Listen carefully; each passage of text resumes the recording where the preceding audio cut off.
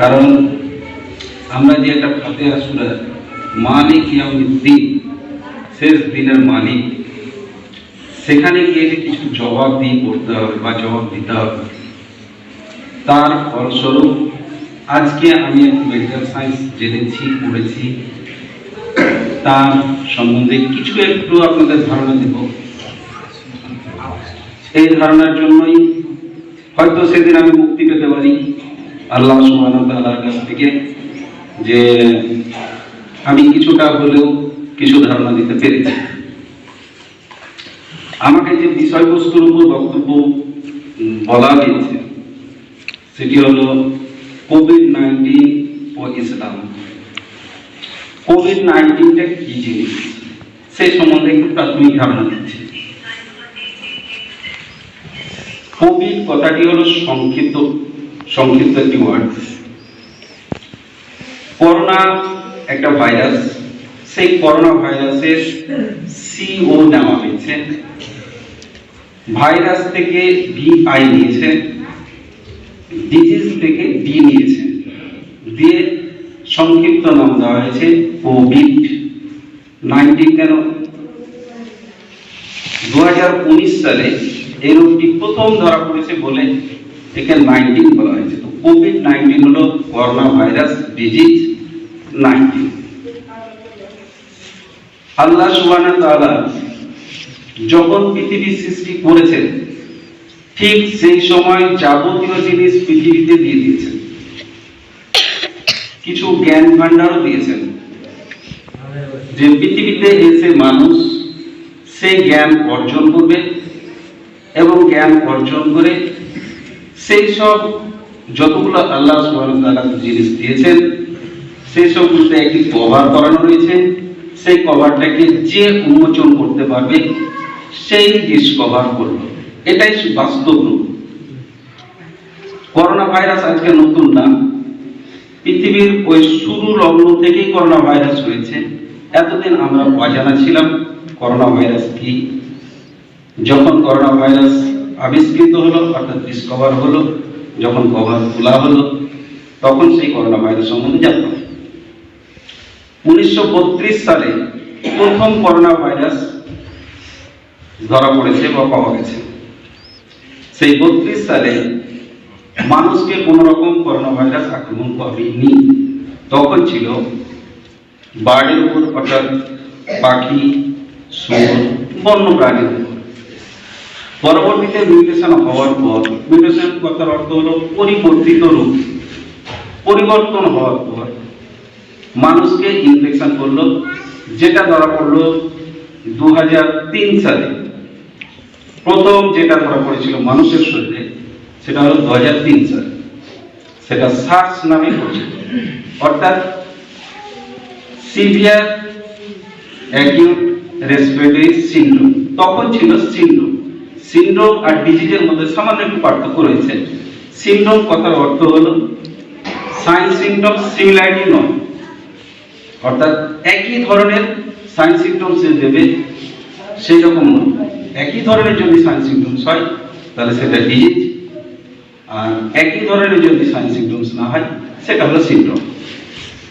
তো প্রথম সার্স যখন সিনড্রোম ধরা পড়লো সেটা হলো 2003 সালে।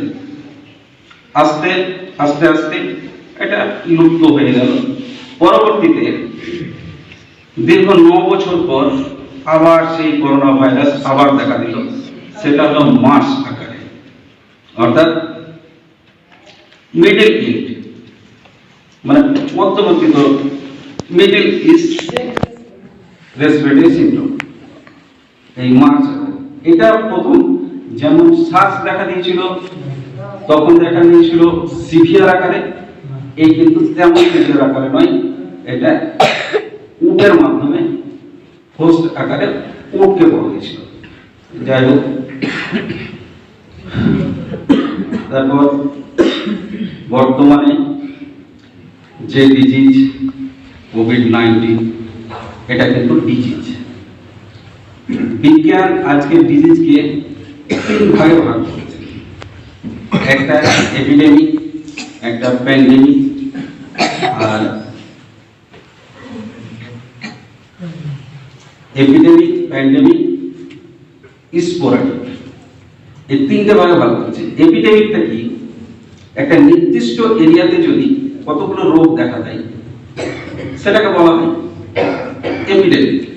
একটি রোগ সিভিয়ার আকারে একটা নির্দিষ্ট এরিয়াতে, আবার একটি রোগ বিভিন্ন জায়গাতে দেখা দিচ্ছে, সেটা হলো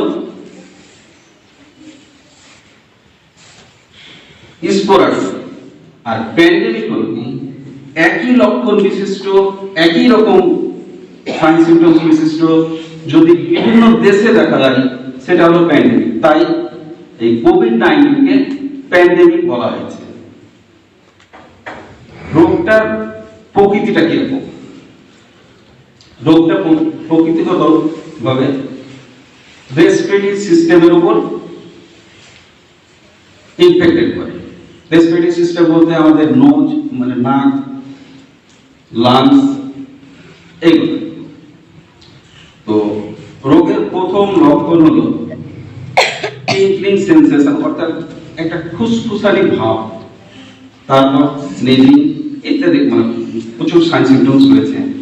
জ্বর থাকবে, সিভিয়ার হেডেক থাকবে, মাথা ব্যথা থাকবে, এইরকম। আস্তে আস্তে রোগ যখন বড় আকারে ধারণ করবে তখন সেটা পেশেন্টের কি মারা যাবে। এই তো হলো মডেল। যেমন প্রথম দেখা দিয়েছিল 2003 সালে যে সার্স আকারে, তখন তার মোর্টালিটি রেট ছিল 34.6, অর্থাৎ 100টা রোগের মধ্যে 100টা রোগীর মধ্যে 34 জনের মৃত্যু হতো।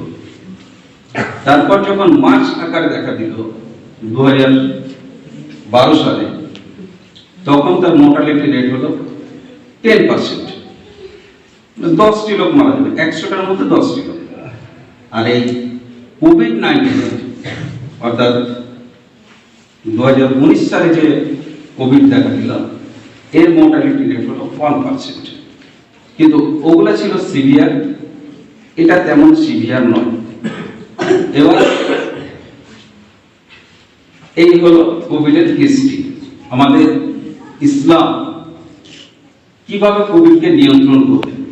আমরা জানি ইসলাম ধর্মে যতগুলো ইবাদত রয়েছে তার মধ্যে একমাত্র সালাত হলো সর্বোত্তম ইবাদত। বাকিগুলো ইবাদতের প্রত্যেকটার বিকল্প রয়েছে। যেমন হজ, আমার যদি অর্থ না থাকে হজ করতে হবে না। যেমন রোজা, আমার যদি রোগ থাকে বিকল্প ব্যবস্থা রয়েছে। যেমন যাকাত, আমার যদি অর্থ না থাকে আমার যাকাতের প্রয়োজন নেই। কিন্তু একমাত্র সালাত বা নামাজ, নামাজ জীবনে যতক্ষণ শ্বাস চলবে ততক্ষণ পর্যন্ত কায়েম করতেই হবে। আর সালাতের মধ্যে, নামাজের মধ্যে সব থেকে উত্তম হলো সেজদা। সালাতের যাবতীয় যতগুলো মানে পুণ্য রয়েছে, নেকি রয়েছে, তার মধ্যে সেজদাই হলো উত্তম নেকি।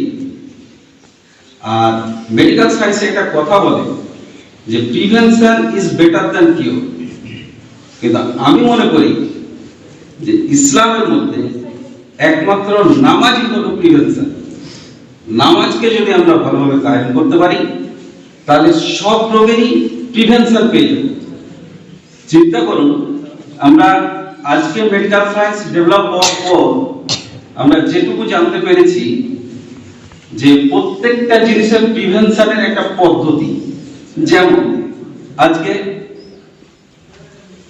এই সার্স বলুন আর মার্চ বলুন আর এই কোভিড-19 বলুন, এইগুলোকে যদি প্রিভেনশন করতে হয় তাহলে ঘন ঘন হাত ধোয়া, নাক মুখ পরিষ্কার করা, পরিষ্কার পরিচ্ছন্ন থাকা। কিন্তু ইসলাম 1400 বছর আগে যে শিখিয়েছেন নবী মুহাম্মদ সাল্লাল্লাহু আলাইহি সাল্লাম, যে পদ্ধতি, সেই পদ্ধতি এই মেডিকেল সায়েন্স থেকেও অনেক উন্নত মানের প্রিভেনশন। কেননা আমরা যখন নামাজ পড়ি তার ভূমিকা অনুযায়ী যে অজুটা করি, ভূমিকা এই জন্যই বললাম যে আমরা প্রত্যেকটা কাজ করার জন্য প্রথম যেমন সূচনা শুরু করি, তারপর কিছু বর্ণনা, তারপর উপসংহার দিয়ে শেষ করি। ঠিক অনুরূপ ভাবে নামাজকে যদি একটা কাজ ধরে নিই, তার ভূমিকা বা সূচনা ধরে নেব একটা অজুকে একটা ভূমিকা হিসেবে আমি মানতে পারি। আমরা অজু করলে প্রথমে করি কি, হাত ধুই, মুখ ধুই, হাত পা ধুই, মাথা মাসেও করি, ইত্যাদি ইত্যাদি। কিন্তু মেডিকেল সায়েন্স বলছে হাত ধুতে হবে, মুখ ধুতে হবে, পরিষ্কার পরিচ্ছন্ন থাকতে হবে, তাহলে এই কোভিড-19 থেকে বাঁচা যাবে। আমরা যদি অজু করি, অজুতে যে শিক্ষাটা দেয় মেডিকেল সায়েন্স কিন্তু সেই শিক্ষা দিতে পারে না বা দিতে পারেনি। এই জন্যই বললাম যে একজন নন মুসলিম, অর্থাৎ যারা নামাজ কায়েম করে না, তাদের ক্ষেত্রে বলি যে অজু না করে হাত মুখ যদি ধোয়, হাত ধুলে করে কি, হাত দুটো ধুয়ে নিল, মুখটা ধুয়ে নিল, পা দুটো ধুয়ে নিল, উঠে গেল। কিন্তু আপনারা লক্ষ্য করবেন যে কোনো নার্সিং হোম বা কোনো ডাক্তারকে বা কোনো মেডিকেল কলেজে যদি কোনো প্রিভেনশন দেখেন, তাহলে দেখবেন মুখে মাস্ক লাগানো, মাথায় একটা টুপি পরা, হাতে গ্লাভস পরা, ইত্যাদি ইত্যাদি। তাহলে মাথা মাসে ওটা মেডিকেল সায়েন্স বলেনি, কিন্তু আমাদের নবী সাহেব 1400 বছর আগে বলে গেছেন যে মাথায় ভাইরাস বসবাস করতে পারে, যার জন্য মাথা মাসে করা। এবার হাত ধোয়ার পদ্ধতিটা কিরকম হবে? মেডিকেল সায়েন্স যেভাবে বা সায়েন্টিস্টরা যেভাবে বলছে যে হাত ধুলেই যথেষ্ট। দেখবেন নন মুসলিমরা হাত ধুলে শুধু হাতটুকুই ধোবে, কিন্তু একমাত্র অজুই শিক্ষা দেয় যে না, 2 আঙ্গুলের ফাঁকে যথেষ্ট পরিমাণে জল পৌঁছাতে হবে, সেখানে ভাইরাস বসবাস করতে পারে। এবার একমাত্র অজুই শিখিয়ে দেয় যে নাকে কিভাবে জলটা দিতে হবে, কারণ আমাদের যে নস্ট্রিল, সেই নস্ট্রিলে করোনা ভাইরাস হোক আর যে কোনো ভাইরাস হোক বসবাস করতে পারে। আমাদের নাকে যে চুলগুলো রয়েছে, এই চুলগুলোতে অনেক রকম ভাইরাস বসবাস করতে পারে। তারপর আমাদের যে ন্যাসোফ্যারিংস, এই করোনা ভাইরাস ন্যাসোফ্যারিংসে 6 থেকে 7 দিন বসবাস করে। তারপর উপযুক্ত বাতাবরণ পাওয়ার পর লাংসে গিয়ে পৌঁছায়। লাংসে যখন পৌঁছে যাবে তখন সে বংশ বিস্তার করে ফাইব্রোসিস গঠন করে ডিজিজ আকারে দেখা দেবে। তার আগে পর্যন্ত 6 থেকে 7 দিন ন্যাসোফ্যারিংসে বসবাস করে, 2 থেকে 3 দিন নস্ট্রিলে বসবাস করে। তো মেডিকেল সায়েন্স বলছে যে যদি আমরা ঘন ঘন হাত ধুই, মাস্ক পরি, তাহলে আমরা এই করোনা ভাইরাস থেকে বাঁচতে পারি। কিন্তু নবী মুহাম্মদ সাল্লাল্লাহু আলাইহি সাল্লাম 1400 বছর আগে যে আমাদের অজুর একটা পদ্ধতি বলে গেছেন, তাতে আমরা যে নস্ট্রিলে যে জলটা দেব, অর্থাৎ নাকে যে জলটা দেব, তাতে চুলগুলো যে পরিষ্কার হয়ে যাবে, তারপরে সে ভাইরাস আমার ন্যাসোফ্যারিংস পর্যন্ত আর পৌঁছাতে পারবে না। এখানে একটা বেটার প্রিভেনশন, বর্তমান মেডিকেল সায়েন্স থেকে অনেক ভালো প্রিভেনশন। তারপরে আসি গার্গল করা, অর্থাৎ গলার মধ্যে জল নিয়ে গড়গড় করা, এটাকে গার্গল, মেডিকেল সায়েন্সে গার্গল বলা হয়। তো গার্গল করা যদি আমি 5 বার অন্তত সারাদিনে যদি 5 বার করি, তাহলে আমার ন্যাসোফ্যারিংসে অর্থাৎ গলবিলে আমার ওই ভাইরাস থাকতে পারে না। এটা একটা বেটার প্রিভেনশন। আবার মাসেও করা, মাথা মাসেও করা। তো অন্যান্য ভাবে যদি আমরা মাথা মাসেও করি, তাহলে কেমন করি? জল দিয়ে পুরো মাথাটাকে নেড়ে দিলাম, সেটা পরিষ্কার করা হয় না, নেড়ে দিলাম। কিন্তু ইসলামিক পদ্ধতিতে যদি মাথা মাসেও করি, তাহলে মাথার সম্পূর্ণটা নিয়ে গিয়ে আবার সামনের দিকে নিয়ে আসছি। তার মানে আমার যে পরিমাণ এটা লেগেছিল, ভাইরাসটা চুলের উপরে লেগেছিল, সেই চুলের উপরে ভাইরাসটা সম্পূর্ণ নির্মূল হয়ে যেতে পারে। আর নামাজে যখন আমরা দাঁড়াই তখন একটা পজিশন, আমরা কেউ ইভেন আমিও যে একটা কথা বলছি, এক পায়ে কোনো সময় ভর রাখছি, আর এক পায়ে আরেকবার ভর রাখছি, সমভাবে দুটো পায়ে ভর রাখি। একমাত্র নামাজের প্রথম স্টেজে যে সমভাবে দুটো পায়ে ভর রাখি, তার মূল জিনিস হলো তাতে আমাদের যে বোধ কিডনি রয়েছে, সেই বোধ কিডনি সচলভাবে কাজ করার একটা সুযোগ পাই। এই সচলভাবে কাজ করার সুযোগ পাওয়ার জন্য আমাদের কিডনির লংজিভিটি বাড়বে এখানে। তো এই করোনা ভাইরাসে যে মাল্টি অর্গান ফেলিওর হিসাবে শেষে যে ধরা হয় যে মাল্টি অর্গান ফেলিওর, মানুষের যখন ডেথ হবে আর কি, মৃত্যু হবে তার আগে পর্যন্ত আর কি multi organ failure. Multi organ বলতে অনেক রকম অর্গানগুলো ফেলিওর হওয়ার ফলে তার ডেথটা হবে। তো কিডনি যদি আমাদের সচল থাকে সেই সময়, তাহলে আমরা ওখান থেকে একটা পাচ্ছি যে করোনা ভাইরাস যদিও আমরা এফেক্টেড হই, তাহলে আমার কিডনি যদি সচল অবস্থায় থাকে, তাহলে আমার কিডনিটাকে আমি অনেকক্ষণ বাঁচাতে পারবো। আরেকটা যেটা বললাম যে নামাজের শ্রেষ্ঠ ইবাদত হলো সেজদা। আমরা যখন করোনা ভাইরাস এফেক্টেড হই, তখন আমাদের যে রেসপিরেটরি সিস্টেম যে ইনফেক্টেড হয়, তার ফলে হয় কি আমাদের লাংস রসে পরিপূর্ণ হয়ে যায়। আমাদের যে সাইনাস রয়েছে, দেখবেন যাদের ইনফ্লুয়েঞ্জা হয়, ইনফ্লুয়েঞ্জার শেষে প্রচন্ড মাথা ব্যথা হয়, নাকের গোড়গুলো ব্যথা হয়।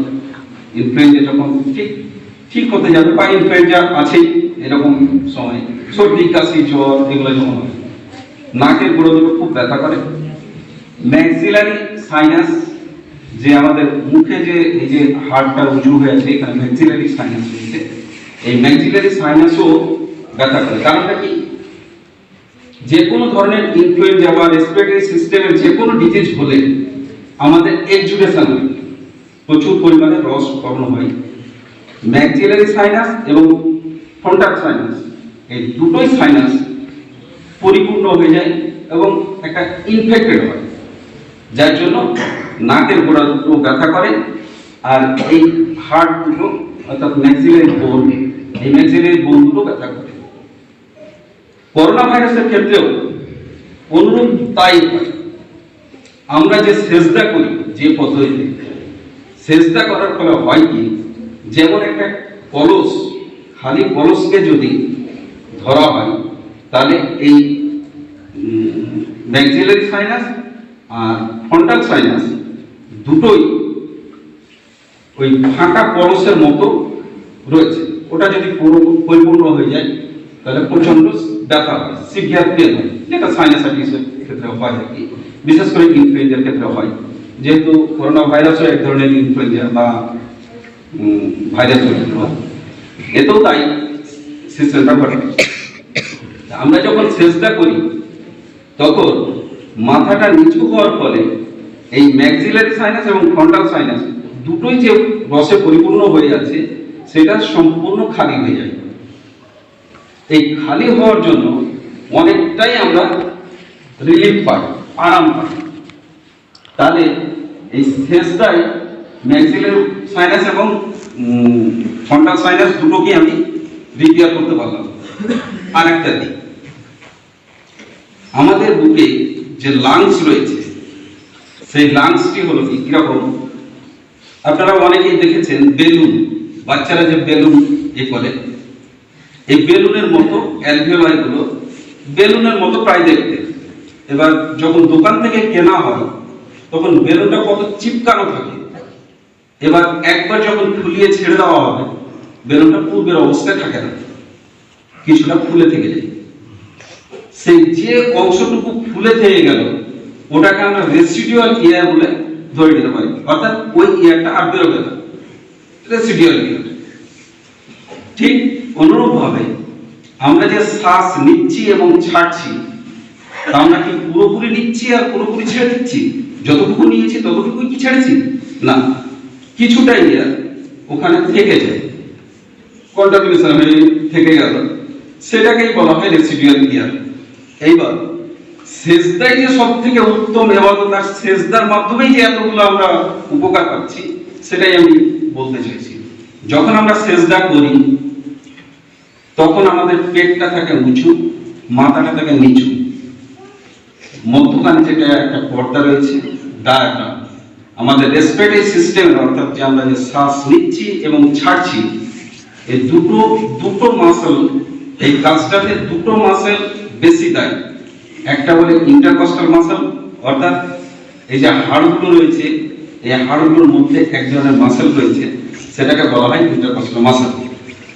দুটো রিবসের মধ্যে মাসল, ওই মাসলটা একবার খুলছে, একবার রিল্যাক্সেশন, একবার কন্ট্রাকশন, এই দুটো হওয়ার ফলে আমাদের বুকটা ওঠানামা করে। আরেকটা মাসল হলো ডায়াফ্রাম মাসল, আমাদের পেট এবং বুক এই দুটোকে একটা পর্দা দ্বারা ভাগ করা থাকে, সেই পর্দাটার নাম হলো ডায়াফ্রাম। এই ডায়াফ্রাম মাসল কোনো সময় নিচের দিকে যাচ্ছে, কোনো সময় উপর দিকে। আমরা যখন শ্বাস নিচ্ছি তখন ও নিচের দিকে যায়, যখন শ্বাস ছাড়ছি তখন ডায়াফ্রামটা উপর দিকে আসে। যখন আমরা সেজদা করি তখন পেটটা আমাদের উঁচু থাকে, মাথাটা আমাদের নিচু থাকে। তার ফলে হয় কি, পেটের যে ইন্টেস্টাইন রয়েছে, পেটের যে নাড়িগুলো রয়েছে, সে ডায়াফ্রামকে একটা চাপ সৃষ্টি করে। এই চাপ সৃষ্টি করার ফলে লাংসকে গিয়ে চাপ দেয়, ডায়াফ্রাম গিয়ে লাংসকে চাপ দিচ্ছে। লাংসকে চাপ দেওয়ার ফলে লাংসের যে একটা রেসিডুয়াল ইয়ার, অর্থাৎ যে ইয়ারটা কোনো এক্সচেঞ্জ হয় না, সব সময় স্থির হয়ে থাকে, সেই ইয়ারটাকে বের করে দিল। তার ফলে হলো কি, যে আমরা নতুন ভাবে শ্বাস নিতে সক্ষম হলাম। ঠিক এইরকম ভাবে আমরা উপকার পেয়ে থাকি। আরেকটা জিনিস, আমরা ইমিউনিটি পাওয়ার বা ভাইটাল ফোর্স, ইমিউনিটি পাওয়ার বা ভাইটাল ফোর্স বলে যেটা আমরা জানি, একমাত্র ওযুর মাধ্যমেই ইমিউনিটি পাওয়ার আমাদের বৃদ্ধি হয়। কিভাবে?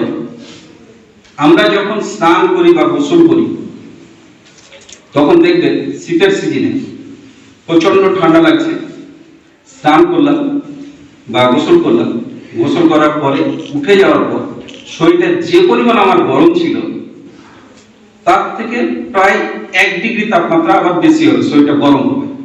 কারণ হলো কি, আমাদের শরীরে যে ইমিউনিটি পাওয়ার বা ভাইটাল ফোর্স বা স্পিরিচুয়াল একটা পাওয়ার রয়েছে, সেই পাওয়ারটা ওভার অ্যাক্টিং হয়ে, বেশি অ্যাক্টিভ হয়ে আমাদের শরীরটাকে আরো একটু গরম করে।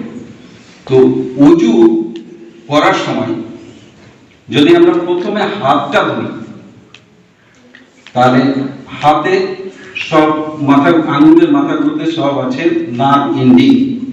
আকুপাঙ্কচার যারা জানে বা আকুপাঙ্কচার যারা করে, এই নার্ভ এন্ডিং যাদের নার্ভ নিস্তেজ হয়, নার্ভ এন্ডিং এ গিয়ে আকুপাঙ্কচার করলে নার্ভ সতেজ হয়। কিন্তু যখন আমরা ওযু করি, এই নার্ভ এন্ডিং এ একটা ইনফ্লুয়েন্স পাওয়ার ফলে আমাদের ভাইটাল ফোর্স রেডি হয় বা তৈরি হয়, একটা উত্তেজনা পায় বা একটা সাড়া পায়। তারপরে ভাইটাল ফোর্স অনেকটা চাঙ্গা, ভাইটাল ফোর্স বা ইমিউনিটি পাওয়ার বা স্পিরিচুয়াল পাওয়ার যাই বলি না, সাড়া পায়। ঠিক অনুরূপভাবে হাত ধুলাম, মুখ ধুলাম, পা ধুলাম, এর মাধ্যমে আমাদের ভাইটাল ফোর্স একটু ইনক্রিমেন্ট হবে।